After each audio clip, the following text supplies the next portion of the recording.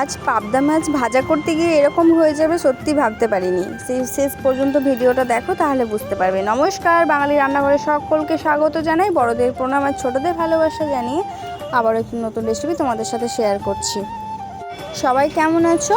আমিও বেশ ভালো আছি। আজ রবিবার, আজকে দুপুরের মেনু নিয়ে তোমাদের সাথে শেয়ার করতে চলে আসলাম। আজ দুপুরে কী কী রান্নাবান্না হবে সেইগুলোই তোমাদের সাথে শেয়ার করব।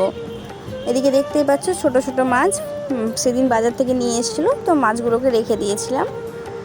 এখন আমি লবণ হলুদ মাখিয়ে রেখেছি। আর এদিকে রান্না করব পাবদা মাছের ঝাল, আর ছোট মাছটা রান্না করব আলু পটল দিয়ে আর আম দিয়ে, টক আম দিয়ে টক ঝোল হবে। কারা কারা ছোটো মাছ দিয়ে টক আমের ঝোল খাও? আর এদিকে পাবদা মাছগুলো আমি দেখতেই পাচ্ছ, প্রথমটা যখন ভাজা হয়ে গেল, দিয়ে পরেরটা দেওয়ার সময় কিভাবে তেলটা ছিটে এসে পুরো চারিদিকে পড়েছে। এরকম কোনো দিন আমার সাথে হয়নি। অনেক মাছ আমি ভাজা করেছি, কিন্তু এই পাবদা মাছ ভাজতে গিয়ে সত্যি বেঁচে গিয়েছিলাম, একদম হাতে কাতে পড়ে যেত তেল।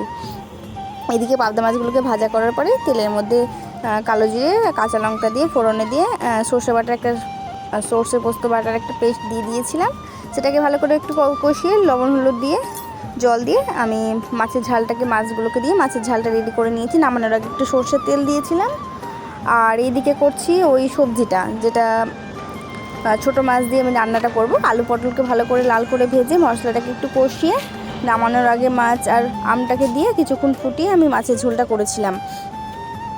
এই মাছের ঝোলটাই গরম গরম ভাতে টক ঝোল খুব ভালো লাগে খেতে। যারা কোনো দিন ট্রাই করোনি, একবার খেয়ে দেখো, খুব ভালো লাগে খেতে। আজকে দুপুরবেলা এই রান্নাবান্না, সকালবেলা ঘুগনি করেছিলাম ব্রেকফাস্টে, সেগুলোই খাওয়া হয়েছে। আর দুপুরে সিম্পল রান্না, আর সেরকম কিছু করছি না। রাতে কিছু করতে হলে তখন দেখা যাবে।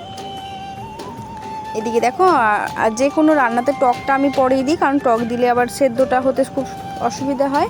আর জলের পরিমাণটা একটু, ঝোলের পরিমাণ একটু বেশি রেখেছি। আর আমি এখন দিয়ে দিলাম ধনেপাতা।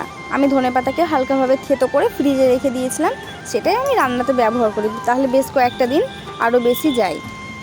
তারপরে নামানোর আগে একটা মশলা দিয়ে দিলাম, যেটা আমার হোমমেড গরম মশলা। সেই মশলাটা দিয়ে কিছুক্ষণ ফুটিয়ে আমি নামিয়ে নেব ঝোলটা। আমার ঝোলটা অনেকটাই হয়ে গেছে, এক পাতলাই ঝোল করব। এই রান্নাটা আমাদের কেমন লাগলো সেটাও আমাকে কমেন্ট করে জানাতে ভুলো না। আজকাল দুপুরে এই নর্মাল মেনু, তোমাদের বাড়িতে কে কী রান্না করলে সেটাও আমাকে জানিও। আমার রান্নার পুরো রেডি হয়ে গেল। আজকে ওয়েদারটা ভীষণ ভালো, রান্নাবান্না করতেও খুব ভালো লাগছে। গরমের দিনে রান্নাবান্না করতে খুব অসুবিধা হয় এই দুপুরের টাইমটা। আজকে সেরকম কোনো অসুবিধা হচ্ছে না। এদিকে আমার ভাতও রান্না হয়ে গেছে, ভাতটা দেখতে পাচ্ছ রেডি করে নিয়েছি। এদিকে পাবদা মাছের ঝালটাও কি সুন্দর লাগছে দেখতে, খেতেও খুব সুন্দর হয়েছে।